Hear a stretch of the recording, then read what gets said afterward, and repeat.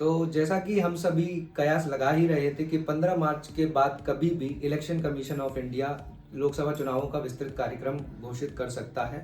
हुआ भी यही। 16 मार्च की शाम इलेक्शन कमीशन ने प्रेस कॉन्फ्रेंस करके लोकसभा चुनावों का विस्तृत कार्यक्रम जारी कर दिया।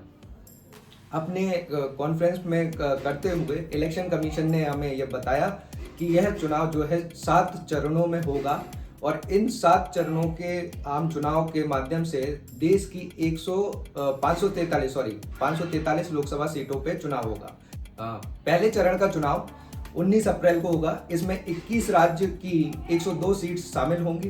दूसरे चरण के लिए वोटिंग 26 अप्रैल को होगी, जिसमें 13 राज्य की 89 सीट्स को जो है शामिल किया गया। तीसरा चरण 7 मई को होगा, जिसमें 12 राज्य की 94 सीट्स, और चौथा चरण 13 मई को होगा, जिसमें 10 राज्य की 96 सीट्स शामिल हैं। इसी प्रकार आगे के क्रम में पांचवा चरण 20 मई को, जिसमें 8 राज्यों की 49 सीट्स, और छठवें चरण में 25 मई को 7 राज्यों की 57 सीटों पर मतदान होगा। अंतिम चरण 7वां जो चरण है वो 1 जून को इस जितनी भी सीटों पर मतदान होना है वो 1 जून को मतदान करेंगे, और इस आखिरी चरण में 8 स्टेट्स की 57 सीटों पर मतदान करने के लिए वोटर्स जाएंगे। और इन सभी चरणों के अलावा जो लोकसभा सीटों की मैंने बात की है, उसके अलावा 4 राज्यों की विधानसभा चुनाव भी होने हैं, जिसमें आपका उड़ीसा, आंध्र प्रदेश, अरुणाचल प्रदेश और सिक्किम है। अरुणाचल प्रदेश और सिक्किम के लिए मतदान जो है 19 अप्रैल को, जबकि आंध्र प्रदेश के लिए जो है 13 मई को मतदान होगा, और उड़ीसा का मतदान जो है 4 चरणों में संपन्न होगा। इसके अलावा मैं आपको जानकारी के लिए बता दूं कि अलग अलग राज्यों की 26 विधानसभा सीटों के लिए भी उपचुनाव का कार्यक्रम जो है इसी प्रेस कॉन्फ्रेंस के दौरान जो है इलेक्शन कमीशन ने बता दिया। यह तो रही चरणों और उनसे संबंधित आंकड़ों की बात। इसके अलावा जब इलेक्शन कमिश्नर जो चीफ इलेक्शन कमिश्नर है राजीव कुमार जी अपना कार्यक्रम बता रहे थे, तो उसमें कुछ डाटा की भी बात की गई, जिसमें कि हमारा पूरा इलेक्टोरल रोल कितना है, कितने सारे लोग इस बार लोकतंत्र के महापर्व में भाग लेने वाले हैं। तो हमारी जो टोटल इलेक्टर्स हैं वो 96.8 करोड़ रहेंगे, जिसमें 49.7 करोड़ जो है पुरुष और 47.1 करोड़ महिला रहेंगी। जबकि जो फर्स्ट टाइमर वोटर्स हैं, फर्स्ट टाइमर वोटर्स की संख्या तुम्हारी रहेगी 1.82 करोड़, और यंग कैटेगरी जो है इलेक्शन कमीशन ने मानी है, जिसकी एज ग्रुप 20 से 29 है, यह 19.7 करोड़ की संख्या रहेगी।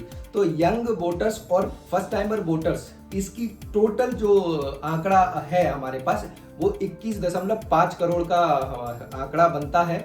और इसके बारे में चीफ इलेक्शन कमिश्नर ने कहा कि they are the biggest stakeholder in the democracy.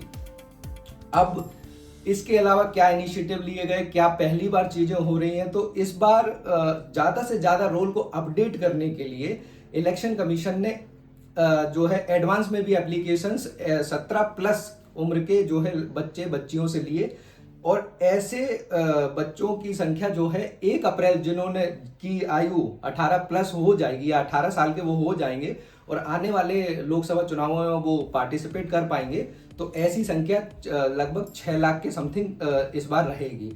इसके अलावा ज़्यादा से ज़्यादा चुनाव एक्सेसिबल हो और उसमें ज़्यादा से ज़्यादा लोग शामिल हों, तो इसके लिए क्या किया गया है कि एक फॉर्म 12D जो है इलेक्शन कमीशन ने नॉमिनेशन से पहले जगह जगह पे पहुंचाएगा।